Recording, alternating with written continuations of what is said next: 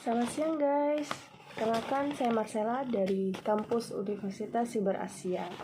Pada kesempatan kali ini, saya dengan narasumber akan membahas tentang sebuah perjalanan bisnis. Untuk melengkapi tugas ujian dari mata kuliah podcast dan radio digital.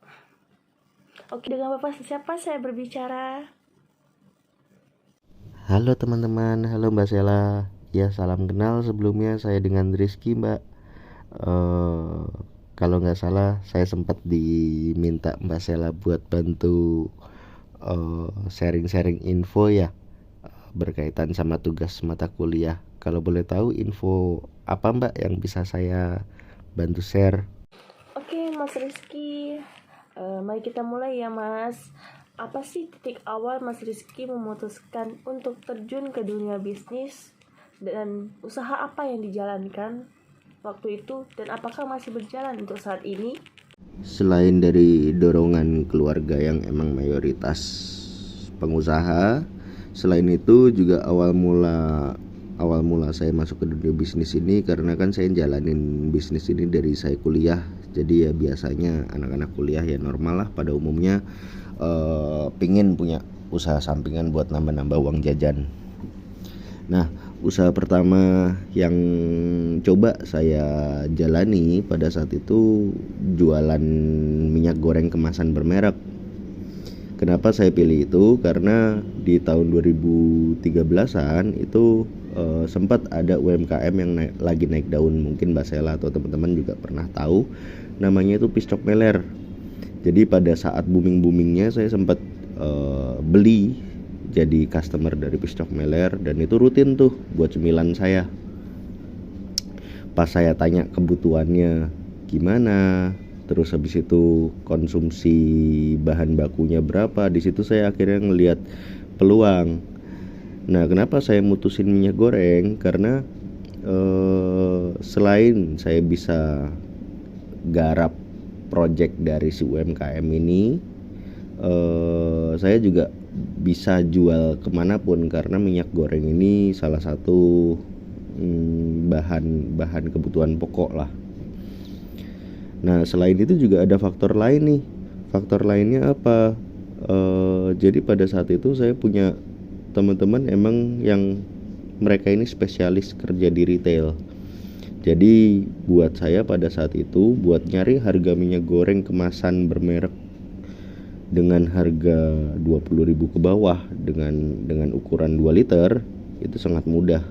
Ya, jadi kalau usaha yang kemarin itu sudah tidak berjalan, ada beberapa faktor sih sebenarnya. Yang pertama karena si UMKM tempat saya jualan pada saat itu ya si pistok meler ini juga masa jayanya sudah hilang. Jadi untuk persaingannya sendiri pun juga semakin ketat karena warung kelontong pun juga semakin banyak. Kalau misalkan kita cuman ngandelin jualan ke perumahan-perumahan orang-orang ibu-ibu, itu nggak worth it sih. Putaran uangnya lama. Selain itu juga ada aspek lain. Jadi retail itu biasanya buat promo itu kan buat dinikmatin oleh customer mereka. Nah, cuman di dunia retail ini agak sedikit kejam, yang mana setiap retail buka promo biasanya barang yang dipromoin itu langsung dikeruk habis.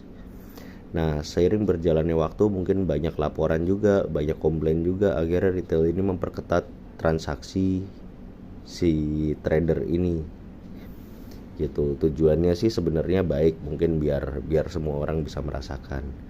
Nah, untuk saat ini sendiri setahun kebelakangan ini saya lagi coba mengembangkan usaha lain lagi. Itu saya ingin bergerak di bidang makanan kuliner, itu namanya Fruit Inch. Jadi produk yang Fruit Inch jual ini adalah salad buah. Kenapa saya mutusin salad buah? Karena salad buah ini merupakan salah satu healthy food yang digemari oleh banyak orang, dan semua kalangan pun juga masuk dengan harga yang terjangkau. Oke Mas, jadi strategi apa yang sedang Mas jalankan sekarang untuk mengembangkan bisnis salad Mas tersebut? Kalau untuk bicara strategi sendiri sih saat ini normal ya Mbak, kayak di resto-resto pada umumnya. Jadi saya coba ngiklan di Google, ngiklan di Instagram, terus habis itu saya juga ikutin resto saya ini, saya juga ikut sertakan di Gojek, Grab, Shopee Food, terus Maxim Food. Nah, dari aplikator-aplikator tersebut juga kan ada promo-promo yang sekiranya bisa menstimulus orang buat melakukan transaksi seperti itu. Boleh dong Mas minta kata-kata motivasi untuk teman-teman kita yang sedang menjalankan bisnis dari berbagai macam bidang. Kalau bicara masalah motivasi, jujur sebenarnya saya belum punya kapasitas menyampaikan motivasi, karena saya pribadi pun juga masih banyak kekurangan yang harus dibenahi dalam diri ataupun bisnis saya, karena saya sendiri pun juga belum masuk ke kategori skill yang expert mungkin. Nah, cuman pesan saya buat teman-teman di sini yang sekiranya ingin menjalankan usaha, dicoba aja dulu, karena tanpa mencoba kita nggak akan pernah tahu. Kadang penyakit utama orang yang ingin menjalankan suatu usaha itu cuman ketakutan doang, yang mana biasanya itu apa yang ada di bayangan kita itu jauh lebih serem ketimbang realita yang nantinya akan kita jalani. Rizky, terima kasih sudah mau jadi narasumber saya dan berbagi cerita tentang perjalanan bisnis Mas. Terima kasih waktunya. Selamat siang Mas Rizky. Iya, sama-sama. Selamat siang, Mbak Sela. Selamat siang, teman-teman.